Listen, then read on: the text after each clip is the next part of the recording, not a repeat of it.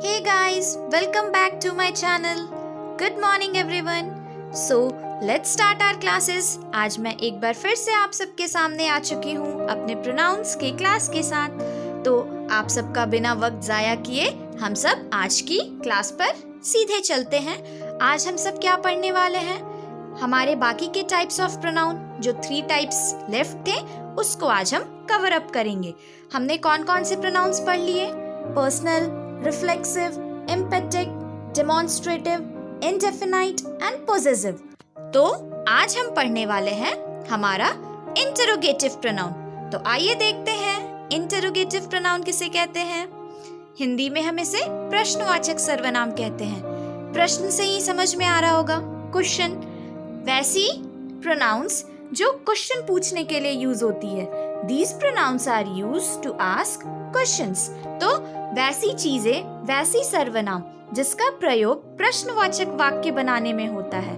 तो इसके एग्जाम्पल्स देखते हैं, आप सबको क्लियर हो जाएगा बिल्कुल अच्छे से। ये देखो स्क्रीन पे अभी आपके सामने एग्जाम्पल्स शो होंगे। Who is that boy? ये बताया जा रहा है ना, वो लड़का कौन है।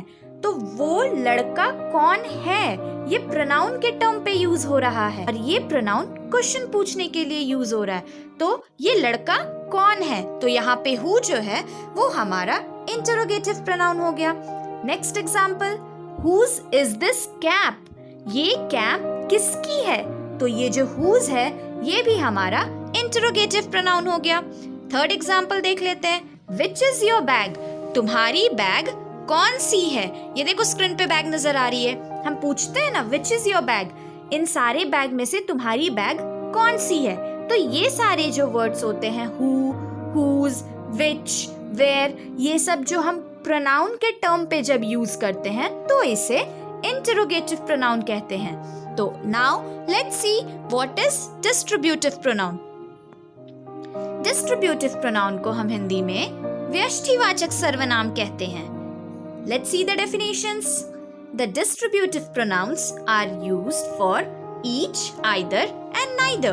Distributive pronouns वो होते हैं जहाँ पे हम each, either and neither use करते हैं। ये देखो, जिन वाक्यों में each मतलब प्रत्येक, either दोनों में से कोई एक और neither दोनों में से कोई भी नहीं। इस तीनों इंग्लिश वर्ड की हिंदी मीनिंग भी मैं बता दी आपको। ईच मैं रिपीट कर देती हूँ। ईच मतलब प्रत्येक, आइदर मतलब दोनों में से कोई एक और नाइदर मतलब दोनों में से कोई भी नहीं। तो लेट्स सी द एग्जांपल्स। अभी आपको स्क्रीन पे दिखेगी। हमारा फर्स्ट एग्जांपल है, each of the pictures is beautiful. यानी यहाँ पे हर एक पिक्चर के बारे में बता रहा है। Picture number 1, picture number 2, picture number 3, ये तीनों पिक्चर्स जो हैं वो ब्यूटीफुल है। इसलिए यहाँ पे इस का यूज हुआ, क्योंकि जब प्रत्येक के बारे में बताता है ना, जब ईच वर्ड यूज कर दिया गया तो वहाँ आर यूज नहीं किया जाएगा। हर एक के बारे में डिफाइन कर रहा है, तो इसलिए वहाँ पे सिंगल टर्म है तो वो इज यूज हो गया। Each of the pictures is beautiful. Let's see the second example, Either of the two pens will do. या तो इन दोनों में से कोई एक पेन चलने वाले हैं। बोली ना, आइदर का मतलब दोनों में से कोई भी एक, तो इन दोनों में से कोई भी एक पेन चलते होंगे। तो यही होता है हमारा distributive pronoun. Let's see the last pronoun, हमारा रिलेटिव प्रोनाउन, जिसे हिंदी में संबंधवाचक सर्वनाम कहते हैं। अब देखो, आप सबको संबंध से ही पता चल रहा होगा, रिलेशन। तो ये वैसी सर्वनाम है, ये वैसा प्रोनाउन है जो रिलेशन बताता है।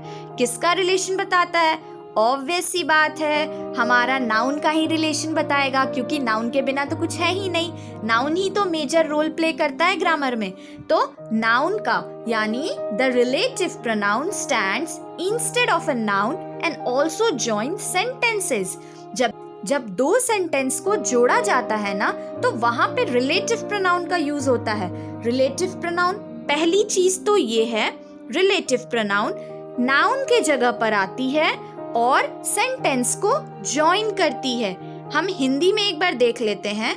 जब हु, हुम, हुज, विच, दैट संज्ञा के स्थान पर आकर उसकी पुनरुक्ति नहीं होने दे और दो वाक्यों को जोड़े, यानी कि अगर संज्ञा के जगह पे आए बट संज्ञा बदले ना, संज्ञा का मीनिंग चेंज ना हो और वो दो सेंटेंस को जोड़ दे, तो उसे ही हम रिलेटिव प्रोनाउन कहते हैं। संबंध क्या होता है? दो लोगों को जोड़ता है ना, बस ये वही है, ये जोड़ के रखता है। रिश्ते को जैसे जोड़ा जाता है वैसे ही नाउन के सेंटेंसेस को ये जोड़ के रखता है। जैसे कि एग्जांपल्स देख लो आप सब, और अच्छे से क्लियर हो जाएगी। The boy who is here has a car, यानी देखो सेंटेंस ध्यान से समझना। जो लड़का यहाँ पर खड़ा है उसके पास कार है। ये देखो सेंटेंस को जोड़ा ना, the boy who is here. यहाँ पे ये क्वेश्चन नहीं है, हु यहाँ पे क्वेश्चन नहीं है, ये सेंटेंस को जोड़ रहा है। नाउन के जगह पे आकर सेंटेंस को जोड़ रहा है हु, तो इसे ही हम रिलेटिव प्रोनाउन कहते हैं। Second example, the cat which is black is mine. ये जो कैट है ये ब्लैक कलर की है, वो मेरी है। ठीक है, ये हमारे रिलेटिव प्रोनाउंस के एग्जाम्पल हैं। लास्ट एग्जाम्पल देख लेते हैं। This is the house that Jack built. ये वही घर है जिसे जैक ने बिल्ड किया। तो this is the house that, that जो है सेंटेंस को जोड़ रहा है और नाउन के जगह पर ये आया है।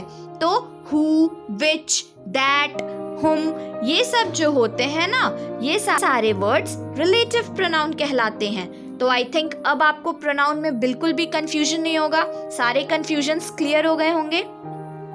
आप सब इसकी नोट्स बना लेना, मैं नोट्स आपको डिस्क्रिप्शन में दे दूंगी और एक्सरसाइज के क्वेश्चंस भी आज मैं आपको डिस्क्रिप्शन में दे दूंगी।